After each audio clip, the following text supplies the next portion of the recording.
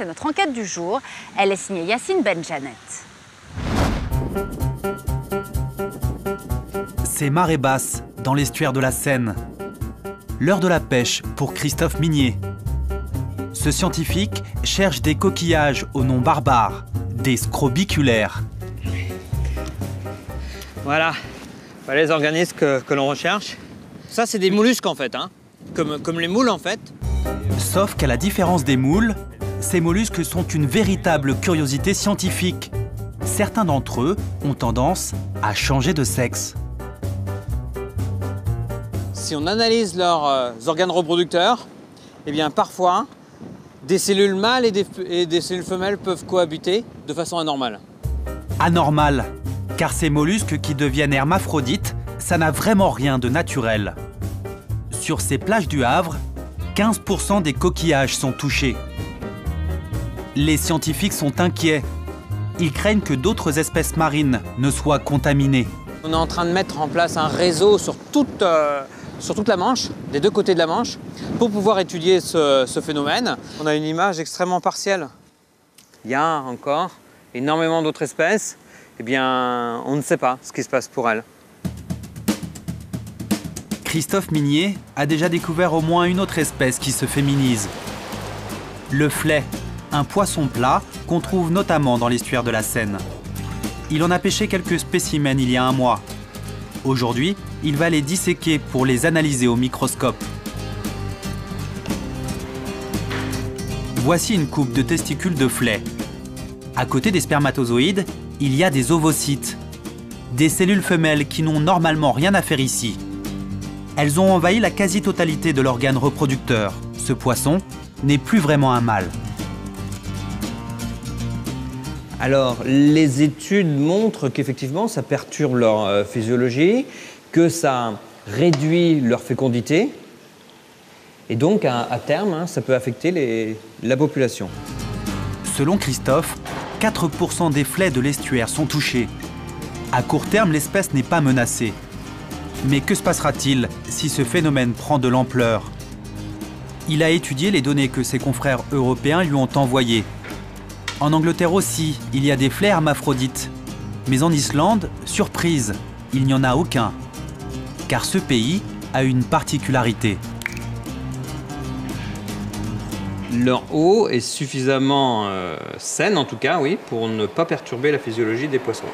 Ça veut dire que la nôtre est très polluée, enfin la Seine en l'occurrence? Sur ce paramètre-là, oui, manifestement, oui. Puisque là, vraiment, on est parmi les estuaires les plus perturbés d'Europe. Perturbés, c'est-à-dire que l'estuaire de la Seine est rempli de substances chimiques qui peuvent brouiller le système hormonal. C'est ce qu'on appelle des perturbateurs endocriniens. Ils ne sont pas présents naturellement dans l'eau. Si on en trouve dans l'estuaire, c'est parce qu'en amont, la Seine est contaminée. Alors d'où viennent ces substances? Remontons le fleuve jusqu'à l'un de ses affluents, le Réveillon. Ce jour-là, des scientifiques pêchent le goujon et le gardon. Tout comme nos mollusques du Havre, ces poissons se féminisent, toujours à cause de la présence de perturbateurs endocriniens. Et ce scientifique a sa petite idée sur leur origine. Sur ce cours d'eau-là, on va avoir en amont, c'est de l'agriculture. Donc on aura tout ce qui peut être rejeté sur le bassin par l'agriculture. Ces rejets, ce sont principalement des pesticides. Avec la pluie, ils atterrissent dans les rivières. Et on sait depuis 30 ans que les pesticides contiennent des perturbateurs endocriniens. Mais d'autres substances sont aussi responsables des dérèglements hormonaux des poissons. En termes de perturbation du système reproducteur, on peut par exemple citer le cas de l'éthénylostradiol, qui est le principe actif de la pilule contraceptive. Des résidus de pilules dans nos rivières, mais aussi des détergents, des plastifiants comme le bisphénol A. Nos cours d'eau ressemblent de plus en plus à des éprouvettes de chimistes. Alors c'est bien sûr toute la question, comment ces résidus médicamenteux se retrouvent dans nos rivières? Eh bien tout simplement parce que les stations d'épuration françaises sont défaillantes. Explication. Valenton, l'une des stations d'épuration les plus modernes du pays. Les égouts déversent ici les eaux usées de 2 millions de franciliens. Et selon ce professeur en fac de pharmacie, il y a là-dedans un bouillon de perturbateurs endocriniens. Nous avons dans tous nos rejets domestiques une multitude de molécules. Le modernisme a fait qu'on utilise de la chimie dans des tas de domaines. Et donc, tout ce que les gens jettent dans leurs toilettes, ça représente des plastifiants, des tas de molécules et des résidus de médicaments.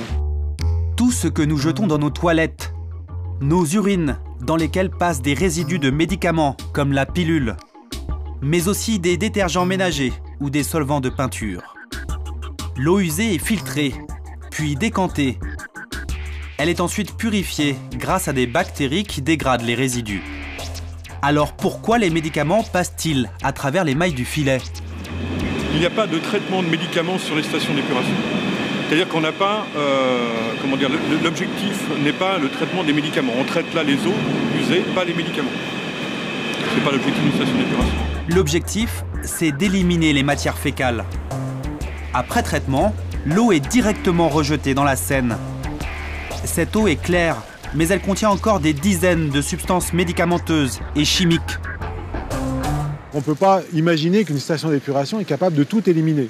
Il faudrait pour cela rajouter des traitements complémentaires, ce qui aurait un coût beaucoup plus élevé pour l'ensemble de la communauté. Voilà comment nos rivières sont remplies de perturbateurs endocriniens. Et ce sont les poissons qui trinquent. Le problème, c'est qu'il n'y a pas que les poissons français qui se féminisent. Un peu partout dans le monde, des batraciens, des oiseaux ont des organes sexuels déficients. C'est aussi le cas des alligators de Floride, que ce biologiste américain a étudié pendant plusieurs années. Les principaux troubles que nous avons observés dans les lacs contaminés par les pesticides sont des malformations des ovaires, des mâles avec des pénis anormalement petits ou à un faible niveau de testostérone, et des femelles avec des taux très élevés d'œstrogène. Les observations que nous avons faites sur les alligators dans les années 1980 et 1990 sont décrites aujourd'hui dans certaines populations humaines. D'après ce chercheur, nous aussi sommes menacés par les perturbateurs endocriniens, car nous en absorbons dans nos légumes, résidus de pesticides, dans nos boîtes de conserve et nos emballages plastiques, bisphénol A, dans nos cosmétiques, phtalates. Toutes ces substances pourraient être responsables de l'augmentation de certains cancers, dont l'origine remonterait à la vie intra-utérine. Les perturbateurs endocriniens, s'ils sont en contact avec le fœtus au moment du développement, au moment de ce qu'on appelle la différenciation sexuelle, c'est à peu près au 3e mois de la grossesse, un peu avant le 3e mois. Dans le courant du 3e mois de la grossesse, ils risquent d'entraîner des modifications qui pourront se traduire par, à l'âge adulte, une diminution de la production de spermatozoïdes, à la naissance, une augmentation de l'incidence de certaines malformations congénitales, qui sont une absence de descente des testicules. Troisième conséquence possible, c'est la possibilité d'augmentation de survenue de cancer du testicule, qui est un cancer qui survient chez l'adulte jeune. Les scientifiques ont encore du mal à mesurer l'impact des perturbateurs endocriniens sur la santé humaine. La faute au grand nombre de substances auxquelles nous sommes exposés, un véritable cocktail chimique. Dans notre environnement, il existe 100 000 molécules chimiques différentes et on ne connaît pas bien leurs interactions. Là, aujourd'hui, la science toxicologique a vraiment besoin de travailler sur cet effet mélange pour connaître toutes les interactions possibles. Et alors, vous imaginez le nombre de molécules présentes dans l'environnement, c'est un travail énorme. En France, les chercheurs sont prudents et réclament du temps. Alors que certains aux États-Unis, par exemple, parlent des perturbateurs endocriniens comme d'une bombe à retardement. En l'état actuel des connaissances, il n'y a pas de vérité scientifique. Mais une chose est sûre, la féminisation des poissons sonne comme un avertissement.